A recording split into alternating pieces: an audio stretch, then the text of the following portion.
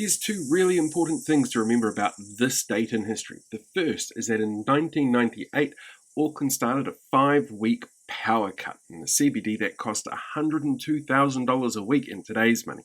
The other is that it's actually my birthday, but that's the only reference you're going to get to that in this episode of Weird History.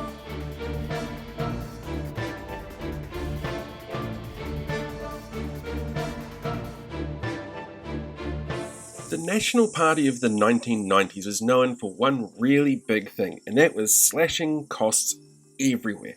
This came through in things like the introduction of tertiary education fees, school education fees, healthcare costs, as well as reducing benefit costs and severely underfunding major infrastructure before selling off those assets. One of the assets that it sold off was the Electricity Corporation of New Zealand, which was at the time in charge of the entire grid for electrical supply around the country. It got chopped up, carved out, and sold off to a whole bunch of different smaller companies, which is where we actually get things like Vector and Mercury from these days. It's an offshoot from that. However, one of the big problems with underfunding any kind of infrastructure is that eventually it's going to break down. And in 1998, that's exactly what happened, affecting the CBD of Auckland with a power cut that lasted 5 weeks and cost at the time $60,000 a week in lost turnover and hits to the economy, which by today's standard is about $102,000 a week. So the cause of the 1998 power cut was actually pretty easy to see in hindsight. Essentially, Auckland CBD was fed by 4 cables from 2 stations.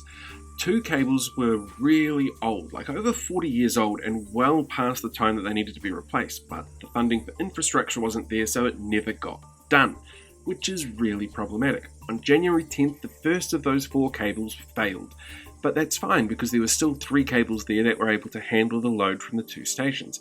However, because the second cable was really old, that also failed on the 19th of February, meaning that there was just 2 cables from 1 station suddenly pulling in double the load to handle the CBD, and it did not like that at all. So about lunchtime on the 20th of February, the entire thing shut down.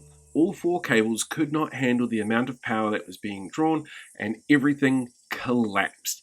There was no way of being able to run power cables back in quickly, and it ended up taking them 5 weeks to be able to repair the damage and get a secure source of power back into the CBD itself on a regular, safe basis. And since then, governments in places like Vector have been trying really hard to make sure this doesn't happen again, building up safeties and fail-safes and alternate sources to be able to get power through to the CBD, because it was really bad for local businesses and the local economy when it happened.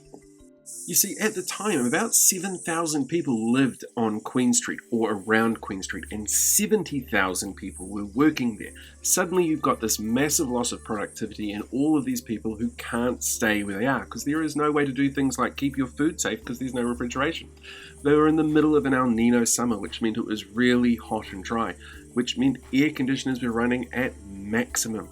When this hit, we had people out on the streets selling food and vegetables and products, but people weren't coming into town because of, 1, there being no power, and 2, the generators that were brought in to try and allow some businesses' essential services really to operate were so loud, noisy and smelly that it drove people away. Ports of Auckland even managed to rope in a container ship and use their power to be able to keep on operating. We essentially shut down the largest part of Auckland's economy for 5 weeks, and that has a huge impact on the whole country, because as much as people south of the Bombay Hills don't like to admit it, at the time Auckland CBD was literally the economic centre of anything commercial that was going on, and it was gone. Like that. Some government estimates had up to 60,000 of the 70,000 people employed in the CBD who suddenly had to work from home or who got relocated to offices around the rest of the country or even Australia. Of the 7,000 people living within the CBD at the time, 90% of them had to relocate temporarily. And suddenly that sucks a whole bunch of money out of the economy within the largest turnover part of the entire country at the time.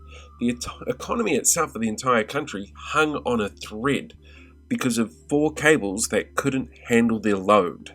Now, naturally, this was not something that anybody wanted to have last a long time, but 5 weeks to get everything back up and running was only a stopgap measure. Between then and now, the CBD has had regular-ish kind of power cuts. Some of them were completely out of the blue, like a large storm that ran through there a couple of years ago. Others have been planned as part of the process of rebuilding a network and ensuring that there was safeties put in place to enable nothing like this to ever happen again. And there are still people to this day who are anxious about the CBD because of what happened there, which is understandable. If you got stuck in an elevator in the CBD and didn't know how long you're going to be there for, and then you found out that all the power had been cut, you'd think you were in some kind of post-apocalyptic nightmare. You probably were. It's called Auckland CBD in the 90s, which was, to be fair, a different place. They had 2 Burger Kings. It was a wild, wild time.